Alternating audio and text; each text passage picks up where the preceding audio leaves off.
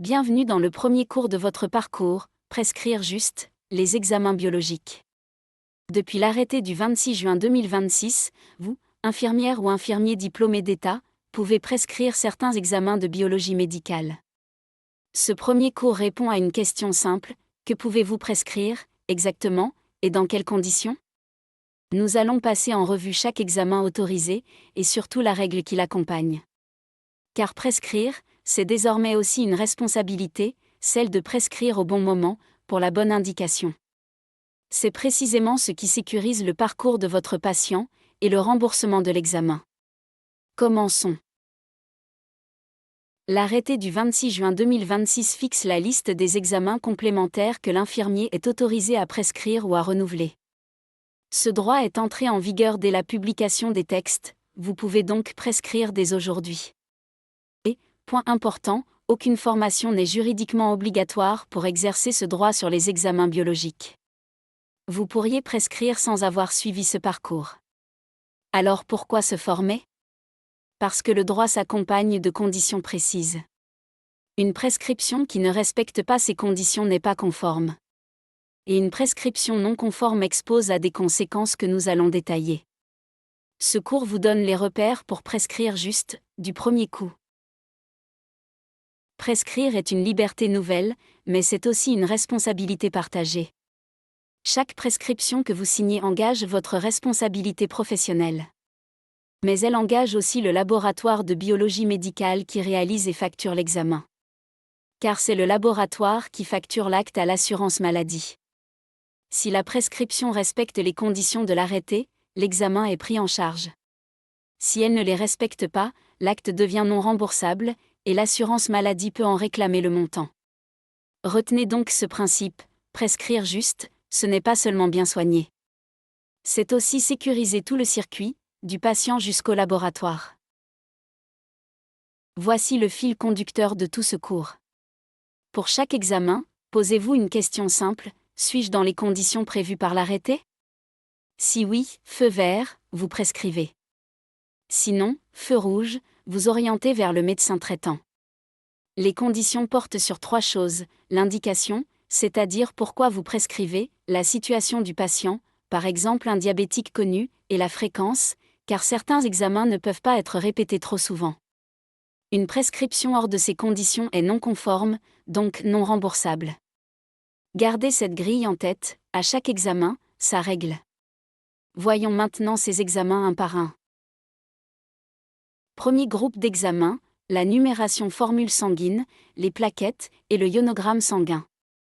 Vous pouvez les prescrire, mais à une condition précise, dans le cadre d'une pathologie connue, ou de symptômes évocateurs d'une pathologie. Autrement dit, il faut une raison clinique. Vous ne prescrivez pas une NFS, pour vérifier, sans contexte. Vous la prescrivez parce que le patient présente des signes, ou parce qu'il a une pathologie qui justifie ce suivi. C'est la notion d'indication. Notez-la bien, car elle revient pour la plupart des examens, pas d'examen sans indication clinique documentée. C'est le premier réflexe de conformité. Deuxième examen, l'examen cytobactériologique des urines, le CBU. Vous êtes autorisé à le prescrire, avec l'antibiogramme si nécessaire. C'est un examen très utile dans votre pratique quotidienne, notamment devant une suspicion d'infection urinaire. La condition reste la même, une indication clinique, des signes évocateurs d'infection. L'antibiogramme, lui, n'est pas systématique, il est réalisé, si nécessaire, c'est-à-dire lorsque la culture met en évidence un germe qu'il faut tester. En prescrivant le CBU avec antibiogramme conditionnel, vous permettez au laboratoire d'adapter sa démarche. C'est un bon exemple de prescription à la fois autonome et coordonnée avec le biologiste. Troisième examen, la glycémie. Là encore, l'arrêté précise les conditions. Vous pouvez prescrire une glycémie à jeun. Vous pouvez aussi prescrire une glycémie dans un contexte d'urgence, en cas de déséquilibre du diabète ou d'hypoglycémie. Ces deux situations sont distinctes, le bilan programmé à jeun d'une part, la situation aiguë d'autre part. Dans les deux cas, vous restez dans votre périmètre. Ce qui compte, c'est de rattacher la prescription à l'une de ces deux situations. Une glycémie prescrite hors de ce cadre sortirait des conditions de l'arrêté. Vous voyez le principe se répéter, l'examen est autorisé, mais toujours avec sa condition d'emploi. Passons aux situations particulières, en commençant par le suivi du diabétique connu. Pour ces patients, vous pouvez prescrire la créatininémie, le dosage albuminurie sur créatininurie sur échantillon, et l'hémoglobine glyquée, l'hémoglobine A1C. Mais attention à 2 conditions cumulatives. Première condition, il doit s'agir d'un patient diabétique connu, pas d'un dépistage. Deuxième condition, essentielle, ces examens ne doivent pas avoir déjà été prescrits dans les 3 derniers mois. C'est la règle des 3 mois. Si l'hémoglobine A1C a été faite il y a 2 mois, vous ne la represcrivez pas. Cette règle de fréquence est l'un des pièges les plus fréquents, vérifiez toujours la date du dernier dosage. Deuxième situation particulière, le patient sous antivitamine K, sous AVK. Vous pouvez renouveler le dosage de l'INR, une fois. C'est le terme exact de l'arrêté, un renouvellement.